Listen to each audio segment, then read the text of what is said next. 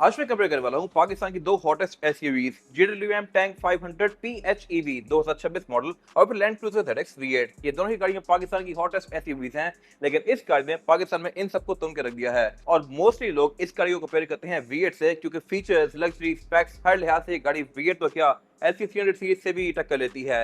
लेकिन price point के लिहाज से गाड़ी डायरेक्टली फॉर्च्यूनर कंपटीशन बनती है, बट स्टिल लोग इसको इससे कंपेयर करते हैं। इसमें टैंक 600, टैंक 700 भी आती हैं, वो गाड़ियां बनती हैं कंपैरिजन, और अगर वो पाकिस्तान में आ जाएं तो फिर इनकी तो बहुत तबाही निकल जाएगी। बट अभी ये गाड़ी भी इनको टफ कंपटीशन दे रही है फॉर्च्यूनर की प्राइस में होते हुए। इन दोनों में कौन सी गाड़ी बेहतर है, किसमें चीजें ज्यादा फिट आती हैं, ये सब मैं कवर करूंगा इस वीडियो में। बट अगर बात कीजिए प्राइसेस की, ये गाड़ी आपको ब्रांड न्यू मिलती है 2.5 करोड़ रुपए की। ये 262 की है फिलहाल, क्योंकि इसकी हाइट काफी है। ये brand new 0 metre cycle motorsport के पास एनी टाइम अवेलेबल है, ये रेडी अवेलेबल है, इसलिए इसकी 262 डिमांड है। और ये गाड़ी आपको यूज में भी 2012-13 की 2.5 करोड़ 3 करोड़ के आसपास मिलती है। अब ये स्पेसिफिक गाड़ी देख लें, ये 9 मॉडल है, AXG सिलेक्शन है, बट इसकी डिमांड 2 करोड़ रुपए है। अगर ये गाड़ी 12-13 की होती तो 2.5-3 इजीली हिट करती, जबकि ये गाड़ी आपको इतने में ब्रांड न्यू मिलती है। और टोयोटा पाकिस्तान में सिर्फ इसलिए बिकी है क्योंकि लोगों का परसेप्शन बना हुआ है कि ये गाड़ी बहुत ज्यादा रिलायबल है XYZ, लेकिन रिलायबिलिटी का इशू इसमें भी नहीं है, क्योंकि ब्रांड न्यू गाड़ी जितनी मर्जी आप रफ यूज कर लें, 3 साल तो कंपनी इसकी सीधी सीधी वारंटी देती है। 3 साल से पहले तो उसको कुछ नहीं होने लगा, और अगर कुछ हो भी जाए तो कंपनी इसकी जिम्मेदार है। तो मेरे ख्याल से ये गाड़ियां भी जस्टिफाइबल हैं। फिर बाकी एवरेज परफॉर्मेंस हर चीज के लिहाज से नेक्स्ट लेवल है। More on that later. Toyota के पास बिकने के लिए वर्ल्ड वाइड अब एक ही चीज रह गई है, और वो है रिलायबिलिटी। ये बार बार ये कह रहे हैं कि हम बहुत सारा रिलायबल हैं इसलिए महंगे हैं, बट 3 गुना प्राइस है इस गाड़ी के as compare to this car. तो मेरे ख्याल से ये गाड़ी जस्टिफाइबल है। बाकी जहां तक बात है लुक्स की, तो ऑनेस्टली ये गाड़ी ज्यादा मैसेज लग रही है फ्रंट से। इस गाड़ी पे बॉडी किट्स लगी हुई हैं तो ये ज्यादा चौड़ी और बल्कि लग रही है। इस बॉडी किट्स लगी हुई नहीं है, अगर इसको भी स्ट्रिप डाउन कर दिया जाए इस गाड़ी की तरह तो ये भी बिल्कुल बेसिक सी हो जाएगी। जबकि इस गाड़ी पे अगर बॉडी किट्स लग जाएं, जो कि गेस स्पॉट हमारे पास आ चुकी है साइकिल मोटरस्पोर्ट पे, और कुछ टाइम बाद आपको उसकी वीडियोस भी देखने को मिल जाएंगी। खैर, अगर इसमें बॉडी किट्स लग जाएं तो इसका बम्पर भी काफी नीचे आ जाएगा और इसकी लुक भी मैसिव हो जाएगी, लेकिन ऊंची ये गाड़ी इससे ज्यादा है। ये गाड़ी अगर आप रेस भी कर लें हाइट कंट्रोल वाली गाड़ी, तब वो इसके करीब पहुंचती है, वरना गाड़ी चलती नॉर्मली इसी हाइट पे है। फिर क्रोम इन गाड़ी में अच्छा खासा दिया गया है। लुक्स के लिहाज से किसी की अपनी ओपिनियन है, मेरे ख्याल से वो गाड़ी ज्यादा खूबसूरत है, और फीचर्स के लिहाज से तो बहुत ही ज्यादा एडवांस है इससे। इसमें एडएस के फीचर्स आते हैं, पार्किंग सेंसर आते हैं, 540 डिग्री कैमरा सेटअप आता है, क्लियर चेसिस जो कि LC300 सीरीज भी ऑफर नहीं करती और इवन LX600 भी ऑफर नहीं करती, और इसमें कट लाइंस वगैरह भी अच्छी खासी स्ट्रॉन्ग दी गई हैं। जबकि इस गाड़ी के केस में सब कुछ एंशिएंट है। टोयोटा का लोगो ये प्रिंटेड नहीं है, सिंपल है इसमें, क्योंकि ये AXG है, रडार इसमें नहीं आता। फिर इसमें कैमरास भी नहीं है, पार्किंग सेंसर स्पेसिफिक गाड़ी में तो नहीं है, ZX में आते हैं, और बाकी भी सारा कुछ इसमें काफी एंशिएंट फील होता है। टेक्नोलॉजी के लिहाज से ये गाड़ी बहुत ज्यादा अपडेटेड है। फिर अगर हम साइड्स पे आ जाएं तो ये दोनों ही गाड़ियां देखने में तो मोटी मोटी सेम ही लगती हैं, लेकिन फीचर्स का यहाँ पे बहुत ज्यादा फर्क है। अब ये है ZX V8, और ये 2018-19 तक ऐसी शेप आई थी। 21 में भी काफी हद तक यही गाड़ी थी, जस्ट उसमें कुछ चीजें थोड़ी सी इंप्रूव कर दी गई थी, लेकिन कोई मेजर डिफरेंस नहीं थे। साइड से उसमें इस तरह के ही आते थे, दरवाजा खोलने पे ये बिल्कुल फिक्स ही रहते हैं, और अंदर भी ये गाड़ी काफी हद तक एंशिएंट है, आगे जाके बताऊंगा। और साइड मिरर भी इसमें ये बेसिक से ही आते हैं। जबकि अगर हम इस गाड़ी पे आ जाएं, साइड पे दरवाजा खोलते ही ये गाड़ी ऑटो फुट स्टेप डिप्लॉय करती है। ये मेरे ख्याल से बड़ी फिट चीज है और आपको रेंज रोवर्स में देखने को मिलती है। और फिर इसमें 540 डिग्री कैमरा सेटअप भी आता है, यहाँ पे कैमरा दिए गए हैं। ये गाड़ी नए वाले वर्जन में 360 डिग्री ऑफर करती है। ब्लाइंड स्पॉट पॉइंटर इसमें भी आते हैं, उसमें भी आते हैं। साइड मिरर्स के हीटेड ऑटो रिट्रैक्टेबल सब कुछ ऑफर करते हैं। फिर इसमें जो ये फेंडर्स वगैरह हैं ये अच्छे खासे मैसिव हैं, और फेंडर्स में बड़े पतले से आते हैं, लेकिन इसकी जो बॉडी किट्स आएंगी आई एम श्योर कि उनमें और फेंडर्स की भी चॉइसेस अवेलेबल होती जाएंगी। टायर इसमें कॉन्टिनेंटल का आता है, जो कि अगेन टोयोटा के ऊपर एक एज है। और इसमें फिर एक सबसे बड़ी चीज जो कि ये गाड़ी ऑफर नहीं करती, वो है पैनोरामिक रूफ। और रिमेंबर, ये गाड़ी फॉर्च्यूनर के प्राइस ब्रैकेट पे है, ये 500 है। इनके साथ की कंपैरिजन की गाड़ी बनती है टैंक 700, 500 भी इनको इजीली तुन के रख रही है। बाकी इसमें फिर ये रूफ रेल्स दी गई हैं, विंडोज के आसपास क्रोम की फ्रिल्स काफी सारी कंटिन्यू की गई हैं। जैपनीज कार्स की तरह इसकी भी विंडोज प्राइवेसी वाली आती हैं, और इसमें एंट्री और एग्जिट कंपैरेटिवली ZX से बहुत ज्यादा आसान है, क्योंकि ये गाड़ी प्रॉपर फुटस्टेप डिप्लॉय करती है जो ये काफी नीचे आते हैं। इसमें चढ़ना थोड़ा सा मुश्किल है as compare to this car, क्योंकि इसके फुटस्टेप इस तरह से बाहर आ जाते हैं। फिर एक और चीज यहाँ फिट है, और वो है प्राइवेसी कर्टन्स। ये गाड़ी LX में ऑफर करती है, जबकि इसमें ये इस प्राइस पॉइंट पे दिए जा रहे हैं। फिर बाकी इसमें फ्यूल यहाँ से डलता है, इसमें फ्यूल यहाँ से डलता है, लेकिन टैंक को आप यहाँ से चार्ज भी कर सकते हैं, और चार्ज करके ये गाड़ी 120 की रेंज देती है प्योर EV पे, जो कि अगेन LC या LX में तो है ही नहीं। LX700 में ये चीज आई है, लेकिन वो भी प्लग इन हाइब्रिड नहीं है, वो गाड़ी हाइब्रिड होती है सिर्फ। फिर इसमें बैक भी काफी मैसिव बीफी साइज का स्पेयर टायर दिया गया है, क्योंकि नीचे इसका बैटरी पैक आता है। लैंड क्रूजर में स्पेयर टायर यहाँ पे नीचे दिया गया होता है, और बैक इसकी बिल्कुल क्लीन सी होती है। मेरे ख्याल से ये लुक थोड़ा ज्यादा बल्कि और मीन लगता है, लेकिन यहाँ पे टैंक ने एक चीज पे चिप किया है, वो ये है कि इसका जो HEV वर्जन है उसमें कैमरास के साथ वॉशर आते हैं, इसमें वॉशर नहीं दिया गया। कुछ चीजें अंदर भी इसमें चिप आउट की हुई हैं, जैसा कि एक तो इसमें थर्डो सीट्स नहीं दी गई top of the line version होते हुए, छोटे बजट में थर्ड रो सीट्स आती हैं। फिर थर्ड रो सीट्स के लिए उसमें एयर वेंट्स भी आते हैं जो कि इससे निकाल दिए गए, और इसमें सेकंड रो के एयर वेंट्स भी निकाले गए हैं, वो भी कवर करूंगा आगे जाके। फिर इसमें थर्ड सीट्स का मैकेनिज्म भी नहीं है, कोई बटन वगैरह नहीं है, तो कॉस्ट कटिंग यहाँ पे हम अच्छी खासी हुई होगी। लेकिन फिर यहाँ पे एक बैटरी पैक ऐड कर दिया गया जो कि गाड़ी की यूजेबिलिटी में काफी चीजें बेहतर करता है। इसकी ट्रंक में फिर सॉफ्ट क्लोज भी आता है, वो यहाँ पे भी आता है, लेकिन ये गाड़ी प्रॉपर 7 सीटर एसयूवी है। लेकिन अगर मैं इसकी डिग्गी खोलता हूँ तो यहाँ पे आपको मोस्टली चीजें काफी इंस्टेंट लगेंगी। सीट्स जो इसमें हैं ये फोल्ड होती है नीचे की तरफ और फिर साइड पे जाती हैं।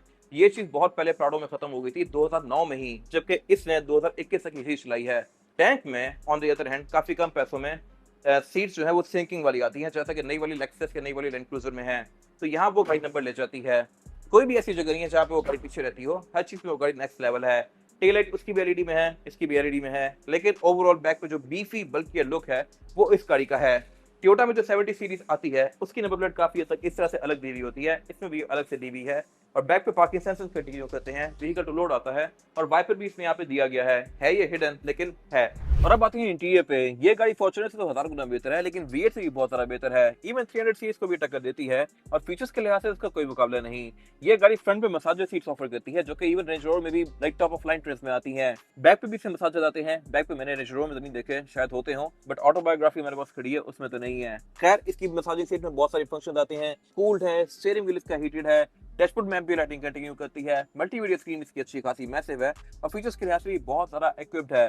फिर इसमें एक और कस्टमाइज का बटन दिया गया है जहां से मैं जाके अपनी मर्जी से इसके 4x4 के मोड्स बना सकता हूं। यहाँ पे इसका एक्सपर्ट मोड के अंदर ड्रिफ्ट का मोड पूरा दिया गया है, ऑफ रोडिंग के मोड्स दिए गए हैं, और डिफरेंशियल लॉकिंग भी इसमें बैक, सेंटर और फ्रंट तीनों की दी गई है। ये चीजें आपको जी वैगन पे देखने को मिलती हैं, और ये सब 2.5 करोड़ रुपए के प्राइस पॉइंट पे। बाकी क्लाइमेट कंट्रोल इसमें डुअल जोन है, बिल्ड क्वालिटी यहाँ पे फिट है, मटेरियल्स में काफी हद तक जर्मन कार की तरह यूज किए गए हैं। ऊपर लेदर, नीचे वुड की ट्रिम्स, मेटालिक ट्रिम्स, फिर इसके अलावा प्लास्टिक वगैरह हर चीज यहाँ टॉप नॉच है।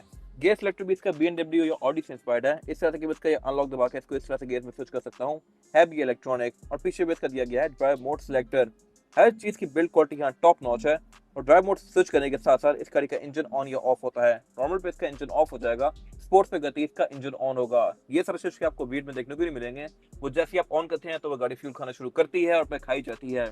इसके केस में ये गाड़ी अडॉप्ट करती है आपके हिसाब से। बाकी इसमें कूल बॉक्स आता है, इसमें डेडिकेटेड रेफ्रिजरेटर नहीं है बट कूल बॉक्स है। और ऑब्वियसली डेडिकेटेड कैसे हो इसमें, इसका प्राइस पॉइंट तो देखें। इवन जो डेडिकेटेड कूल बॉक्स है, रेफ्रिजरेटर है, वो LX600 में भी ऑप्शनल होता है। फिर ये है इसका फिट सीन, इसका यूनिक सेलिंग पॉइंट, इसकी पैनोरामिक रूफ, जो कि अगेन टोयोटा ने अभी तक अपनी बड़ी एसयूवीज तो ऑफर नहीं की, ये गाड़ी ऑफर कर रही है। रेंज रोवर्स में भी बहुत पहले से आ रही है, और टोयोटा इसका बहाना ये बनाती है कि मोस्टली लोग अपनी गाड़ी की जस्टिफिकेशन ये देते हैं कि ये चीज कामयाब नहीं है, या ये चीज थोड़ी वो है, लाइक कम सॉलिड है, अगर गाड़ी उल्टे तो ये चीज फिस सकती है, बट ऐसा है नहीं। ये चीज रेंज रोवर्स में भी आती है, कैडिलक्स में भी आती है, GMC में भी आती है, और वो गाड़ियां भी उलटने के बाद बच जाती हैं। और इस केस में भी ऑब्वियसली कोई ऐसा इशू नहीं है। पैनोरामिक रूफ यहाँ पे दी गई है। टोयोटा सिर्फ अपनी रिलायबिलिटी को और अपनी लाइक रगेडनेस को ज्यादा लाइक अब इन कैश कर रहा है, लेकिन फीचर्स के लिहाज से वो गाड़ियां इनसे बहुत पीछे रह गई हैं। स्टीयरिंग व्हील इसमें लेदर शिफ्ट है, हैवी मल्टीमीडिया वाला पैडल शिफ्टर भी ये गाड़ी ऑफर करती है। बिल्ड क्वालिटी यहाँ भी इसकी फिट है, और इवन जो ये वाला इसका लोगो है ये सेम टू सेम इसकी की पे भी आता है। पैसे पूरे करता है इस गाड़ी का मीटर, और मीटर में इसकी ये दिए गए हैं दो रेंजेस के गेज। एक तो ये इसकी फ्यूल की रेंज है, और फिर इसकी ईवी की रेंज है। अभी रेंज कम है बट स्टिल ये 100 किलोमीटर दे सकती है आपको प्योर ईवी पे, और ये दोनों मिलकर आपको काफी फिट रेंज देते हैं। फिर स्क्रीन काफी हद तक कॉन्फ़िगरेबल है, LX में भी कॉन्फ़िगरेबिलिटी नहीं आती। और फिर ये गाड़ी हेड्स अप डिस्प्ले भी ऑफर करती है, इसकी भी आप थीम्स को चेंज कर सकते हैं।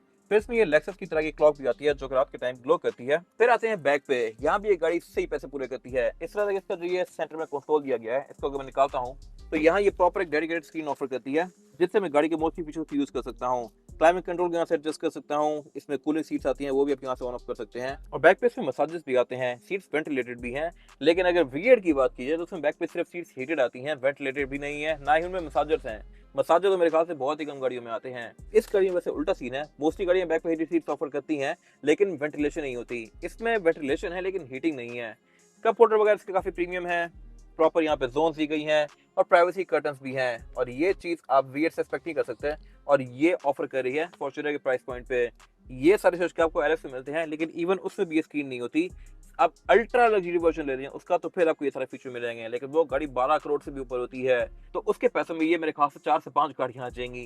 बाकी यहाँ पैनोरामिक रूफ कंटिन्यू कर रही है जो कि अल्ट्रा लग्जरी में भी नहीं होती, और इसमें फिर रेयर पैसेंजर्स के लिए लेग रूम हेड रूम दोनों ही स्पेशियस हैं। यहाँ मेरे पास कोई इशू नहीं है और यहाँ कभी कोई इशू नहीं है, हर लिहाज से ये गाड़ी सफिशिएंट है। प्लस कर्टन एयरबैग्स भी ऑफर कर रही है। और ये है V8 का इंटीरियर। ये वो गाड़ी नहीं है जो कि मैंने आपको पहले बाहर से दिखाई थी ब्लैक वाली, ये 21 मॉडल गाड़ी का इंटीरियर है और ये है इसकी इंटीरियर की लाइक शशके और फील वगैरह। फील प्रीमियम है लेकिन बिल्ड क्वालिटी वगैरह उस गाड़ी की भी इसके करीब करीबी है। फीचर्स वगैरह वहाँ पे टैंक में बहुत सारा थे, लेकिन ये गाड़ी भी बस सफिशिएंट है। बट जब बात आती है प्राइस की तो ये गाड़ी 5.5 करोड़ की है। 5.5 करोड़ रुपए मैं तो ना पे करूँ इस गाड़ी के लिए टैंक के बाद स्पेशली, क्योंकि टैंक में लग्जरी फीचर्स लुक्स हर चीज लाइक इसके आसपास ये नजारा ही है। अब अगर रूफ की बात करें तो इसमें सनरूफ दी गई है, ये भी ऑप्शनल होती है, ZX में है, एट्स वगैरह में नहीं होती। लेकिन टैंक यहाँ पैनोरामिक रूफ ऑफर करती है, जो मर्जी हो, होना ना होने से बेहतर ही है। बाकी जहाँ तक बात है इस गाड़ी के इंटीरियर की तो स्क्रीन तो यहाँ दी गई है लेकिन ये काफी छोटी सी है। फीचर्स के बिल्कुल बेसिक से हैं और वो बेसिक में से भी आधे फीचर्स के जैपनीज पे आते हैं। अगर आप इसे गौर करें तो इसके जो नेविगेशन वगैरह है ये पाकिस्तान में चलता ही नहीं है और मोस्टली फीचर्स की ये जैपनीज में है। तो इसी तरह मीटर की बहुत सारी चीजें इसकी जैपनीज में होती हैं, वो आप स्विच कर सकते हैं, लेकिन कुछ चीजें फिर भी रह जाती हैं। क्लाइमेट कंट्रोल वगैरह इसमें भी डुअल जोन है, सीट्स यहाँ पे हीटेड और कूल्ड दोनों हैं, बट मसाजर्स मिसिंग है। ऑफ रोडिंग कंट्रोल्स यहाँ पे दिए गए हैं लेकिन टैंक इससे बहुत ज्यादा है। बैक पे इसमें यहाँ पे कूल बॉक्स दिया गया है, ये इसका डेडिकेटेड प्रॉपर रेफ्रिजरेटर है। लेकिन अगेन 5.5 करोड़ बनने के बाद ये तो आप एक्सपेक्ट कर ही सकते हैं। टैंक में ये चीज नहीं है बट इट्स ओके। इसके अलावा बाकी सीट्स वगैरह भी इसकी उतनी चौड़ी हैं जितनी टैंक की हैं, लेकिन बिल्ड क्वालिटी और एक ओवरऑल जो फील है लुक है वो टैंक वाले इंटीरियर की ज्यादा बेहतर है। सीट्स इसमें एडजस्टेबल तो हैं लेकिन मेमोरी फंक्शन सिर्फ यहाँ पे है, पैसेंजर के पास नहीं है। टैंक वहां भी ऑफर करता है, एयरबैग्स भी टैंक में सारा आते हैं और साउंड सिस्टम भी उसका सारा प्रीमियम है। और ये 5.5 करोड़ की गाड़ी का स्टीयरिंग व्हील है, ये भी प्रीमियम, बट अगेन 5.5 करोड़ रुपए में आपको सारा एक्सपेक्ट करते हैं इससे। मल्टीमीडिया यहाँ भी दिया गया है, क्रूज कंट्रोल वगैरह है और मीटर इसका एनालॉग है जो कि मेरे ख्याल से टैंक यहाँ पे नंबर ले जाता है। मोस्टली लाइट यहाँ पे एनालॉग है, मीटर वगैरह बिल्कुल बेसिक सा है। सेंटर में सिर्फ 4.2 इंच की स्क्रीन दी गई है जो आपको इसकी बिल्कुल बेसिक सी चीजें शो करवाएगी।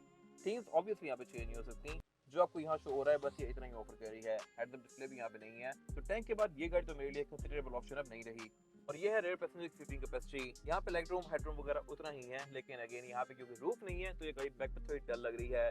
एक चीज यहाँ एक्स्ट्रा है फिट है वो है मल्टीमीडिया, बट अगेन 5.5 करोड़ रुपए भर के आप ये एक्सपेक्ट कर सकते हैं, बट ये टच में नहीं है। टैंक में अगर तो आई एम श्योर टच में होता, बट टैंक में अगर आप इसी प्राइस पॉइंट की गाड़ी लें तो वो गाड़ी इससे बहुत ज्यादा इक्विप्ड होगी।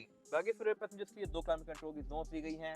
इसमें एक चीज फिट है कि आप इसकी जोन को अलग से एडजस्ट कर सकते हैं। टैंक में अगर आप यहाँ पे एसी की स्पीड को ज्यादा करेंगे तो आगे से भी स्पीड ज्यादा हो जाएगी। उसमें जोन एक ही आती है काइंड ऑफ, लेकिन उसका बैक पहले से कंट्रोल दिया गया होता है। इसमें डेडिकेटेड कंट्रोल्स हैं बैक पे और यहाँ से आप अपना फोन वगैरह कनेक्ट कर सकते हैं इस मल्टीमीडिया के साथ। फ्लोर पर इसमें फ्लैट आता है। सीटिंग कैपेसिटी इसकी और टैंक की ऑलमोस्ट सेम ही है। स्पीकर इसमें छत में भी दिए गए हैं, एयरवेंट्स यहाँ पे दिए गए हैं। एयरवेंट्स HEV में आते हैं, PHEV नहीं ऑफर करती टैंक, तो ये मेरे ख्याल से एक वियर्ड चीज है क्या आपकी गाड़ी नंबर लेके जाती है, लेकिन अगेन 5.5 करोड़ रुपए। और ये इसका सेंटर कंसोल जो कि बिल्कुल बेसिक है, ना यहाँ वायरलेस चार्जर है ना यहाँ कोई स्क्रीन है। टैंक में यहाँ पे पूरी की पूरी स्क्रीन दी गई थी जहाँ से आप इसके मसाजर्स को यूज कर सकते हैं। और ये है 5.5 करोड़ की गाड़ी जो कि इस एरा में स्टक है। अब इसके फीचर्स को रिमोट से यूज करेंगे, उसमें यहाँ मसाजर कूलिंग और इसके अलावा और काफी सारी चीजें दी गई होती हैं, बट इसमें आप स्क्रीन को भी इस रिमोट से टिक टिक टिक टिक टिक करके यूज करेंगे। बाकी इसमें प्राइवेसी कर्टन भी नहीं आते रेयर पैसेंजर्स के लिए, वो गाड़ी ऑफर करती है।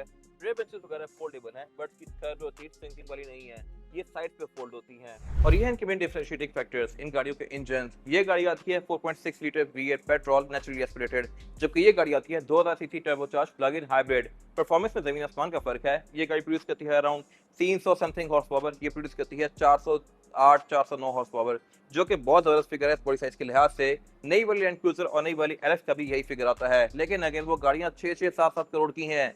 अगर इस गाड़ी का 7 करोड़ वाला वर्जन यहाँ पे लॉन्च हो जाए तो वो गाड़ी उनको दबा के रख देगी। खैर ये गाड़ी आपको एवरेज फिट देती है। इस गाड़ी की बात की जाए तो इसकी एवरेज है अराउंड 5 से 6 डिपेंडिंग अपॉन ड्राइविंग पैटर्न। अगर आप इसको सही दबा के यूज करें तो ये गाड़ी आपको 3-4 की भी दे सकती है, जबकि इसके केस में ये एवरेज आपको देगी 10 से 12 की इजीली, जो कि मेरे ख्याल से बड़ा जबरदस्त फिगर है। ऑन टॉप ऑफ दैट ये गाड़ी प्लग इन हाइब्रिड भी है। इसको अगर आप चार्ज करते रहते हैं तो ये इंजन ऑन किए बगैर चलेगी, फ्यूल नहीं लेगी। अभी भी इस गाड़ी में AC ऑन है, ये गाड़ी ऑन भी है। इसको बैठ के ड्राइव करना शुरू करूं तो 120 किलोमीटर सीधा सीधा ड्राइव कर सकता हूं इंजन ऑन किए बगैर, यानी कि फ्यूल को एक कतरा भी नहीं लेगी, जो कि मेरे ख्याल से एक बहुत फिट चीज है। इस गाड़ी में इस तरह की चीजें है ही नहीं। और बाकी रिलायबिलिटी की जहाँ तक बात है तो टोयोटा ने तो इमेज बनाया हुआ इमेज बिल्ड किया हुआ है रिलायबिलिटी का, बट इसके केस में ऑब्वियसली कोई इशू नहीं है क्योंकि ये ब्रांड न्यू कार है। इसको आप जैसे मर्जी जितना मर्जी यूज करें, 3-4 साल 5 साल तो ये आपको बिल्कुल भी तंग नहीं करने वाली। 3 साल तो सीधी वारंटी है और फिर 5-7 साल 10 साल 15 साल ये इंजन कहीं नहीं जाते, और अगर जाए भी तो ये गाड़ी अब पाकिस्तान में बहुत तरह इस्टेब्लिश हो चुकी है। ये ब्रांड न्यू ऑफर हो रही है, ये अभी तक ब्रांड न्यू ऑफर नहीं हो रही। LC300 टोयोटा बुकिंग्स लेता है लेकिन वो गाड़ी महंगी इतनी है और बेसिक होती है कि वो कोई लेता नहीं है, तो इसके पार्ट्स मेरे ख्याल से सोर्स करना as compare to this car अब पाकिस्तान में ज़रा आसान होंगे कितने महंगे ये कंफर्म नहीं है। बाकी बुलेट पिन दोनों के ये हाइड्रोलिक आते हैं, इंस्टॉलेशन आती है, ABS ट्रैक्शन कंट्रोल वगैरह तो इसमें भी आता है, लेकिन इसमें फिर ड्राइव मोड्स बहुत सारे आते हैं। इसको आप सिर्फ रेयर व्हील पे भी चला सकते हैं। अगर आप थोड़े टेक्निकल बंदे हैं तो आपको आइडिया होगा कि इससे कितना फर्क पड़ता है। ये गाड़ी all time all wheel drive है, ये गाड़ी सिर्फ रेयर व्हील पे भी चल सकती है और इस पे आप ड्रिफ्ट भी कर सकते हैं। लिटरली इसके अंदर एक डेडिकेटेड ड्रिफ्ट मोड आता है जो कि मेरे ख्याल से बड़ी आउट ऑफ द वर्ल्ड चीज है इस साइज की गाड़ी के लिहाज से। अगर आपने इनके बारे में कोई इन्फॉर्मेशन लेनी है तो आप दिए गए नंबर पर कॉल कर सकते हैं या फिर आप साइकिल मोटरस्पोर्ट को विजिट कर सकते हैं। अगर आपको वीडियो पसंद आई है तो उसको लाइक जरूर कीजिएगा, चैनल को सब्सक्राइब भी कर लीजिएगा, और अगर आपके पास गाड़ी से रिलेटेड कोई भी राय है तो उसको कमेंट सेक्शन में शेयर भी जरूर कीजिएगा ताकि वो लोग जो ये गाड़ी लेने वाले हैं वो आपकी राय से फायदा उठा सकें। अपना ख्याल रखिएगा। Thank you.